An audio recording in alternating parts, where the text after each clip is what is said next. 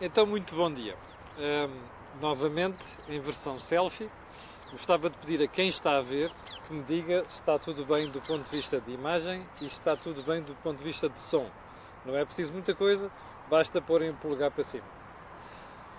Duas pessoas a ver. Bom, alguém põe um polegar para cima a dizer-me se está a chegar tudo bem do ponto de vista de imagem. Então, Hernani Oliveira, está-se a ouvir bem? Está-se a ver bem? João Diogo, muito obrigado. É isso mesmo. Bom, vamos lá à agenda de hoje. Não é assim tão grande quanto a de ontem, mas há aqui algumas coisas a referir, até porque hoje é dia 25 de Abril. Cumprem-se hoje 44 anos sobre a revolução que nos trouxe a liberdade. Ora bem, todos estamos gratos por isso, todos ansiávamos por democracia. A democracia é uma coisa muito importante e é uma coisa difícil, foi difícil conquistá-la e, portanto, nós temos que a defender. Temos que saber honrar aquilo que é a palavra democracia.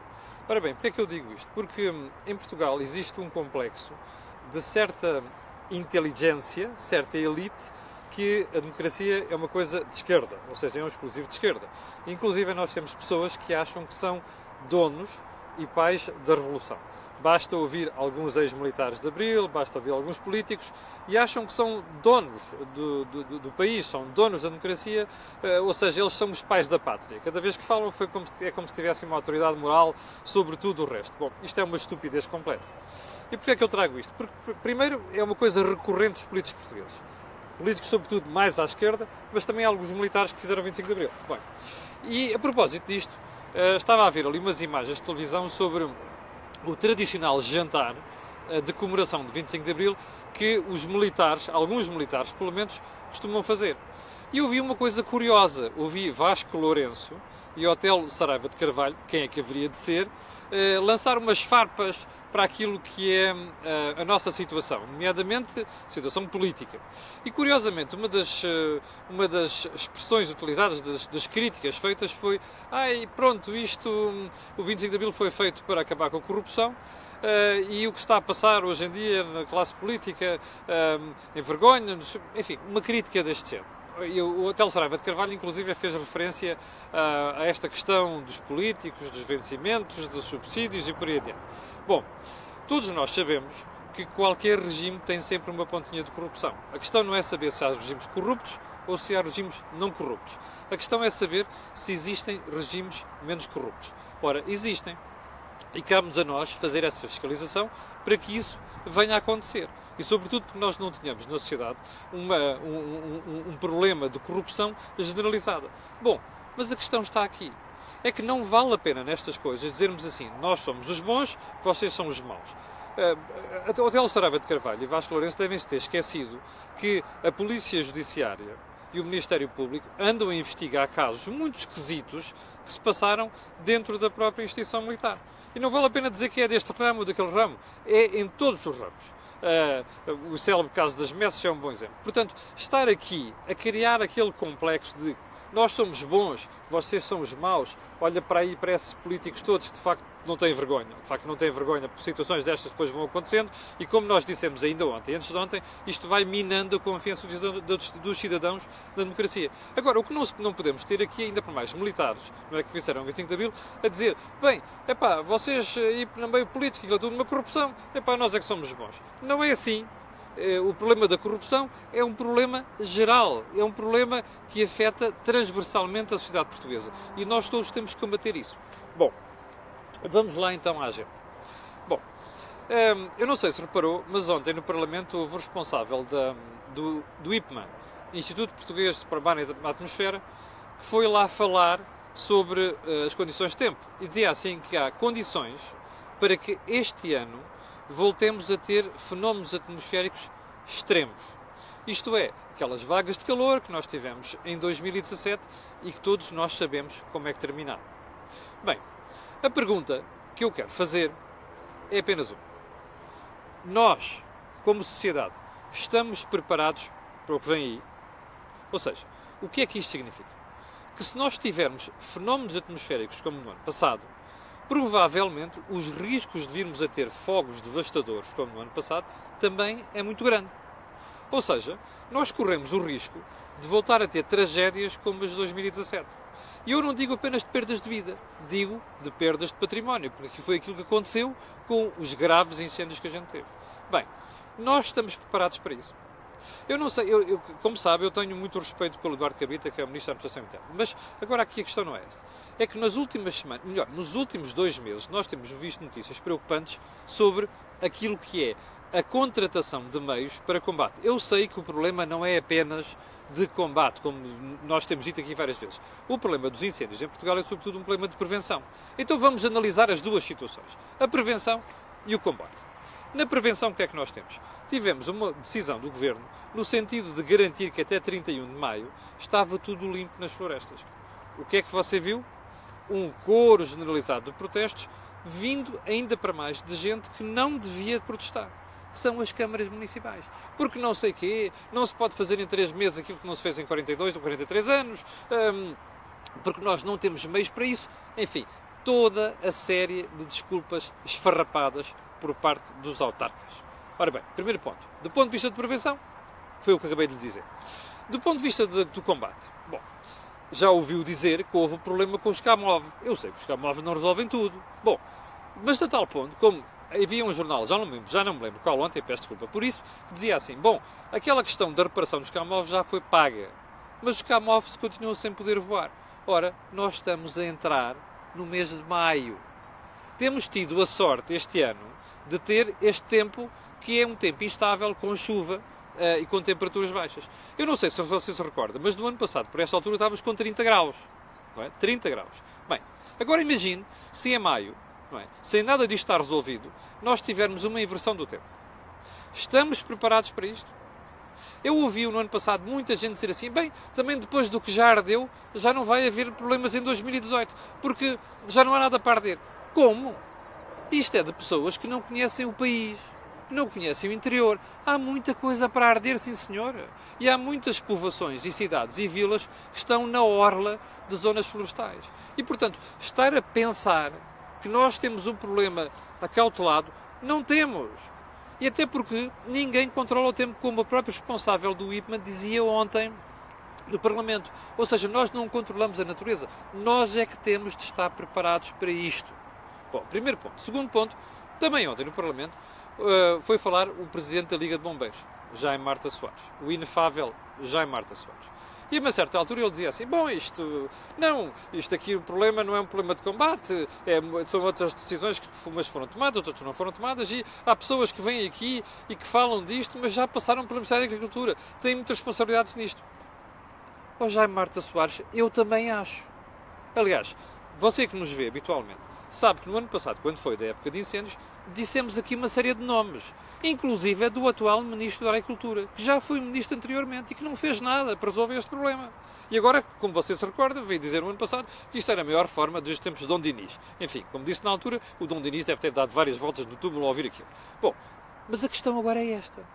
Porquê é que o Dr. Jaime Marta Soares, que diz isto de forma tão aberta e descarada no Parlamento, não cita nomes? Esse é que é o ponto.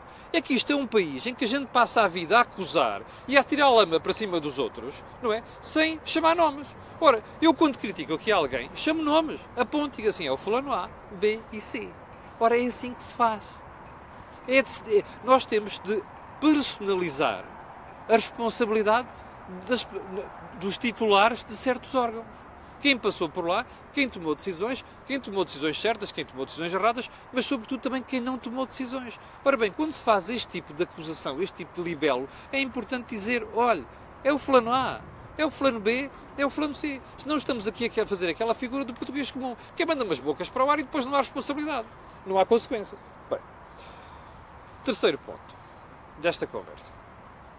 Você ouviu ontem, ouviu aqui fazer-me várias críticas, algumas delas violentas, ao novo pacote de reforma. Está a ver reformas que a gente faz, não é? Bom, ouviu-me fazer alguns elogios a algumas das coisas, que é, uma sociedade muda-se com incentivos. Se nós queremos que as pessoas mudem, nós damos uma cenoura e dizemos, olha, se tu fizeres isto, tens isto. É assim que as coisas fazem. Bem, mas ouviu-me fazer aqui uma crítica violenta à questão do proibir, ou melhor, garantir rendimentos vitalícios para quem tem mais de 65 anos. É uma coisa gravíssima, que vai ter o efeito oposto Recorda-se o que eu disse ontem. O problema de Portugal é que não houve ou melhor, não há imobiliário, há menos imobiliário para arrendamento. E porquê é que isso aconteceu? Porque desde o tempo do Dr. Salazar se congelou rendas. Portanto, não há oferta de casas. Ou seja, o problema aqui não é limitar nada. Não é limitar arrendamentos. É garantir que eles aparecem.